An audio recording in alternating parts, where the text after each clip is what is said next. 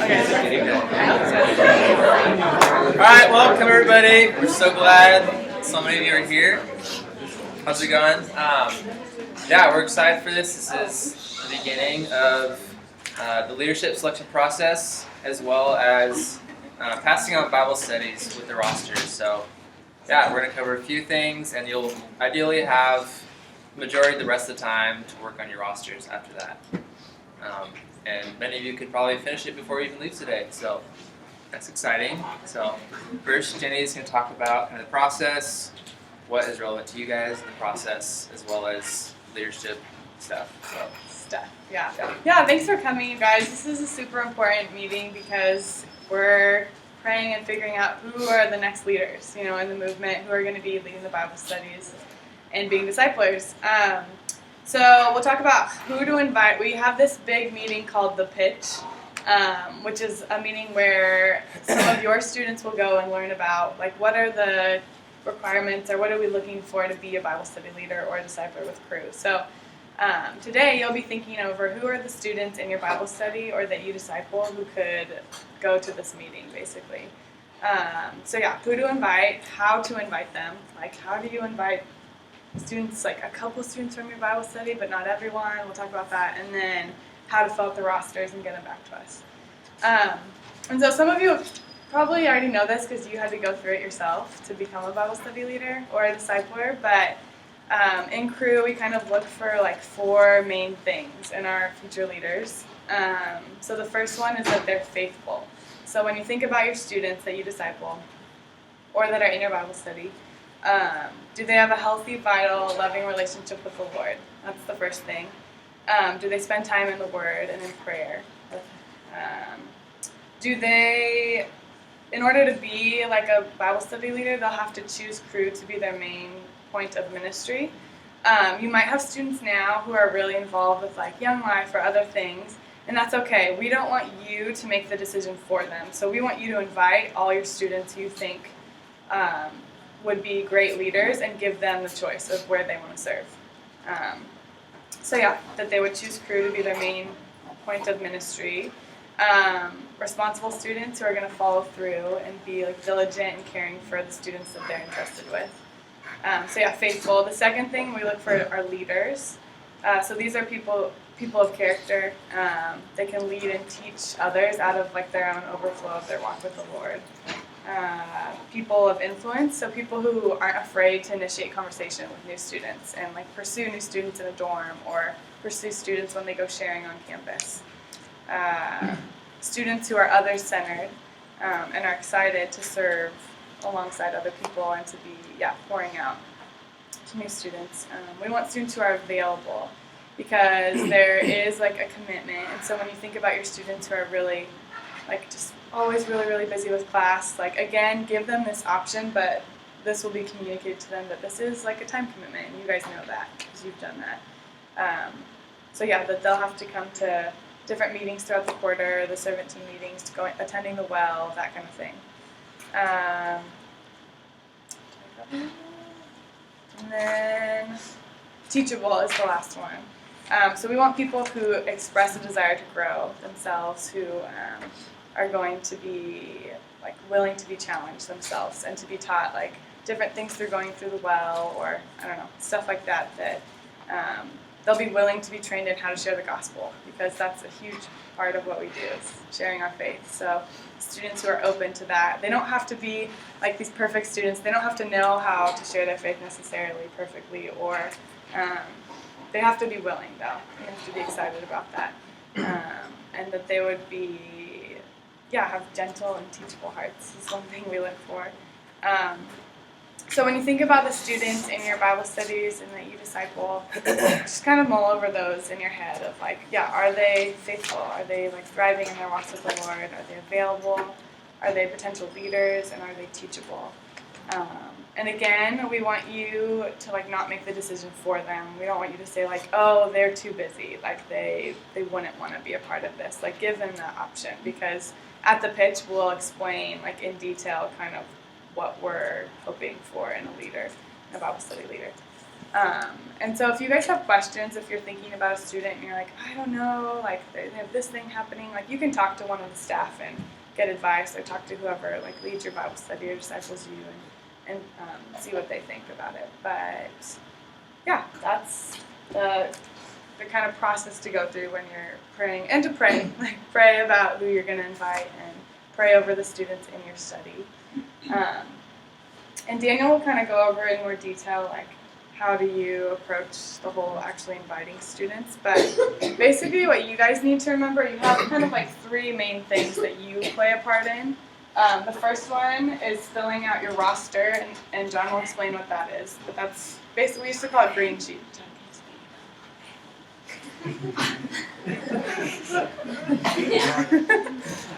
So the first thing, these 3 dates are what you need to remember, and this is like your main role in this process. So filling out your roster and emailing it to us by April 7th. You'll get these really cool invitations that Adam made, and you're going to give those to the students you're inviting by next Friday, because we have a lot of stuff. We kind of have to get the ball rolling. And then the only other thing is that we ask that you attend spring training Thursday, May 15th.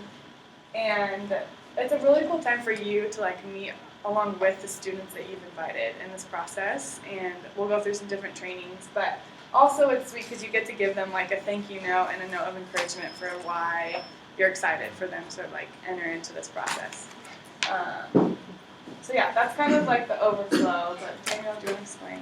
Sure. Yeah. I'll explain how to invite people to the process. But even before that, just inviting, you want to be inviting the whole study into like what we're calling just next steps. So you're not just thinking of people who are like, you want to invite into the Bible study leader selection process, but just people who are ready, or just thinking about how you can invite your whole study into some next steps. And so that could include areas of personal growth. So people in your studies, like what ways can they grow? You want to be inviting them to that, but it also includes ways they can continue to get involved with Cru. And so like maybe that's a certain ministry team, maybe it is the Bible study leader selection process. But yeah, as you kind of judge the climate of your study and the kind of people in it, you want to be kind of testing, you want to do it tactfully and with discernment, but kind of judging the climate of your study, like what ways do I want to encourage my study and people in it to grow, and possibly get more involved with the ministry of Cru.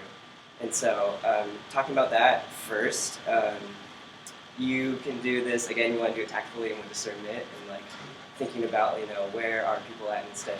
Is everyone on the same page? If they are, maybe it's something as simple as like you address your whole group and just like, hey, I'm going to be talking to you guys individually, or girls individually, over the next few weeks, and of ways I want to encourage you to grow or be involved with the ministry, or even a part of the Bible study leader selection process.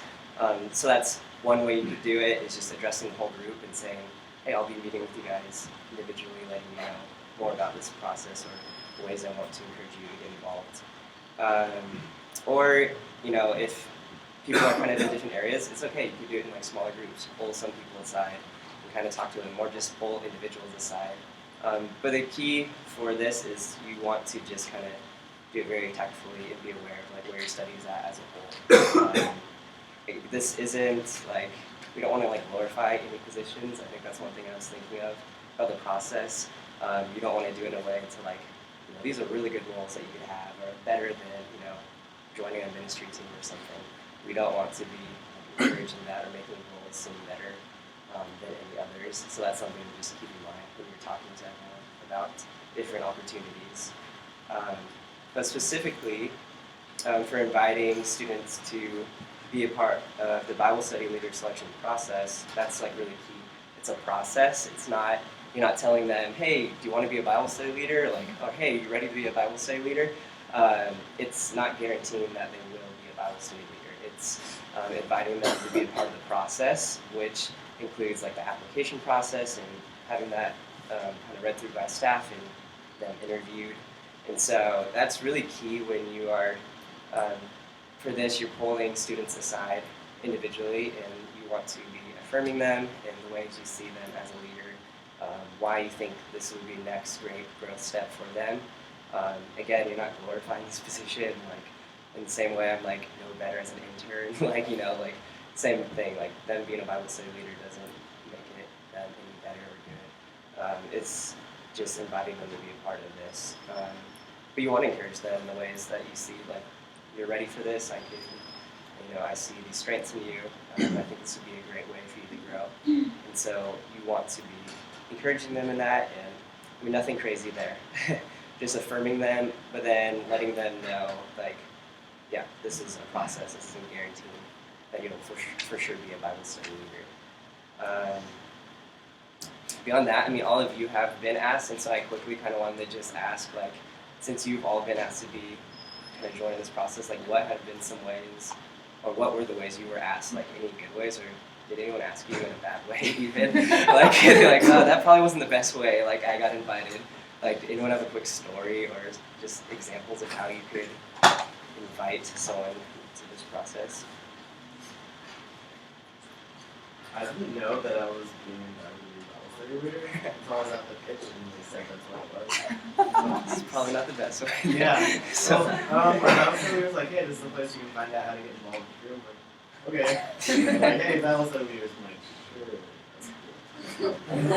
Yeah, you don't want to trick them into it. yeah. No bait and switch.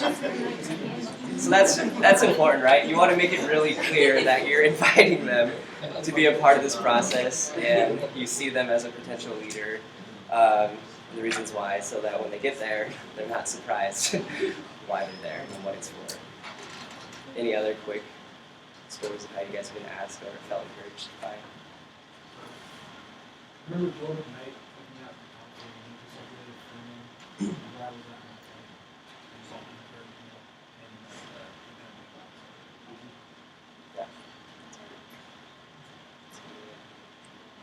and I really appreciated the personal touch. Like, I still have, it was just like a handwritten card, and like we talked to Susan too, but I still have it, and it's on my wall. And like the hard days that come, it's a reminder of like that someone believed in me, And so I think you really encourage those people that are maybe not quite confident, like that do have the leadership skills necessary, but maybe just don't know it about themselves. Yeah, I remember for myself, Kyle Fletcher, he made me like, I think it was when I was a freshman, so he made me like lead a study like in our group, and afterwards he just kind of affirmed like, I think you're ready to like take that step and like, go through this process, and I was like, oh. Like I was just surprised, like that stuff sticks out to me still, that it's encouraging. So those little things, mean a lot. So. And we'll definitely, we'll ask everyone who is inviting students to write like a handwritten card of encouragement, because we think that's really cool. And they'll get those at this spring training thing. Yeah, and again, just remember, when you're thinking about your students, we don't expect them to be perfect or to be fully equipped right now to lead a Bible study, because that's what they're entering into, is to be trained how do you do this kind of thing. Because that can be a pretty, some students might be really intimidated by that, but it's you're inviting them to, enter into hearing more about what that looks like. So. Cool. So now I'm going to walk you guys through the roster, which is not only for leadership selection, but just passing on your Bible studies as a whole. So, you all should have gotten an email right at the beginning of this meeting. So go and get out your computers or mobile devices, whatever you're using. I'll give you guys a minute to get those out.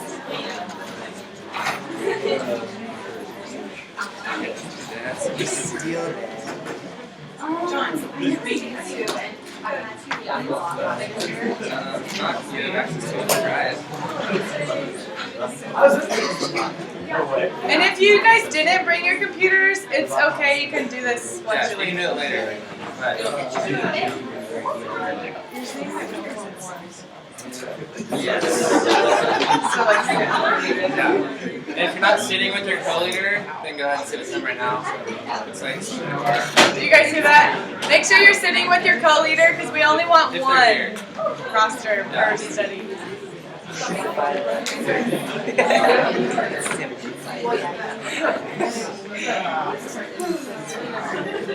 All right, so basically, yeah, ideally complete this with your co-leader. Most of you have a co-leader. So we only need one roster per Bible study, so you can kind of be on the same page with what you're submitting. So most of it's pretty self-explanatory, just information about the Bible study, but a few things that we just probably need some clarification of what they mean. So yeah, first just filling out all the leaders' information, including indicating whether each leader will be leading again next year. And then after that, you'll just fill out the small group info, name and contact, whether they have been regularly attending. And then there's a couple columns towards the end that I think we need to pay attention to. First is one that says "would be amiss?" ? And so what that means is, like, though it may not be best for them to step into a specific leadership role next year, that it would be amiss if like they fell through the cracks and are not continually poured into, so they can still receive attention and keep them in mind as someone who, in the future, maybe after another year, could lead a Bible study or something. So that's Or like someone who studies abroad one quarter, uh-huh. or like they can't lead a study the whole year, but they would be amiss not to, be pursued for leadership. Good point. So, and then where it says the pitch, that indicates that you want to invite them to the pitch. And so that's really important to indicate too, because then, we'll know when you submit this roster, basically, then we'll know like who we're writing. We have this whole like thing called the process participants, where it's a document where the staff keep track of each student in the process of whether they went to the pitch and stuff like that. So yeah, so indicate on there who you're inviting to the pitch, and then we can keep track of that. And small group info is after that. Should be on like the second or third page. And so that's more of just like explaining about the Bible study. So use a few sentences to kind of describe the group dynamic, how you've been experiencing them as a group as a whole. And then, indicate whether it would be best for them to maybe combine with another group for whatever reason, if you feel like there would be room for that, or something about the dynamic. Sometimes it could be helpful to mix things up that way. Like if you have 2 people come every week and you're like, it would be great if they had more people, like write that, because we'll use this is like all we have to form next year's Bible studies, basically. So be as detailed as you want, because we want to serve the Bible studies well. Yeah,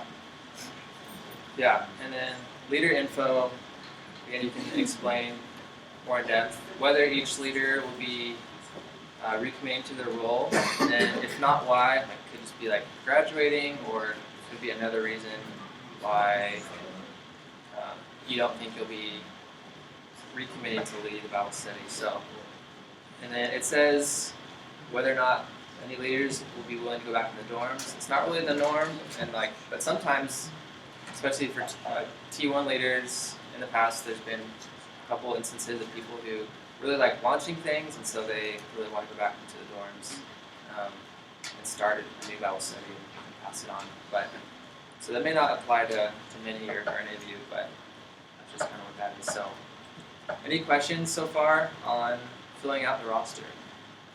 Yeah. If you're graduating mid-year next year, can you still lead for the course that you're here? Yeah, so you can just fill that information out and say, like, I can recommit, but only up until this point, and then we'll know what the situation will be for that study. Great question. It is. Yeah, it's a great question. Yeah. Any other questions? Yeah, that I one. may have said this, but staff collector. Staff collector. Yeah, that's a good point. So, Thanks, man. yeah. It's a lot. So also in that email that Becky sent you guys, there's 2 PDFs, one for men, one for women. And so that's basically the staff assignment who you're going to submit this to. So there may be one that says Daniel Ballard and some names under it. So if you're one of those names, then you would email this roster completed back to Daniel or whoever you're emailing back to by Monday. So by the end of Monday. And so yeah, so you can write that staff member's name in that space for that. And they will find you if you don't send it. Well, they won't find you. They'll contact you. I'm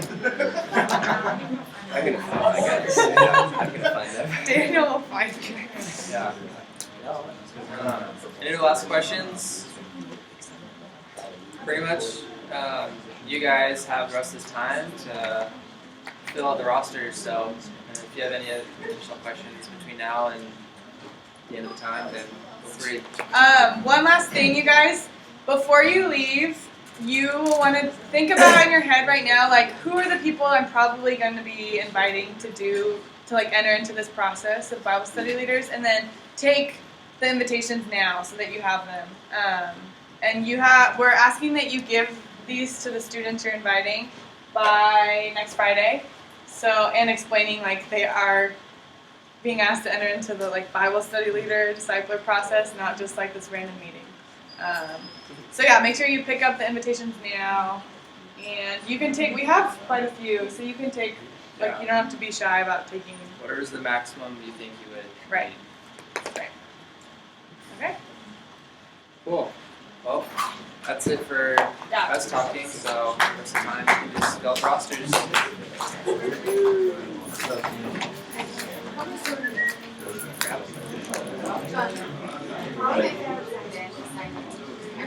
Okay. And if you haven't signed in, you can do that. Stop.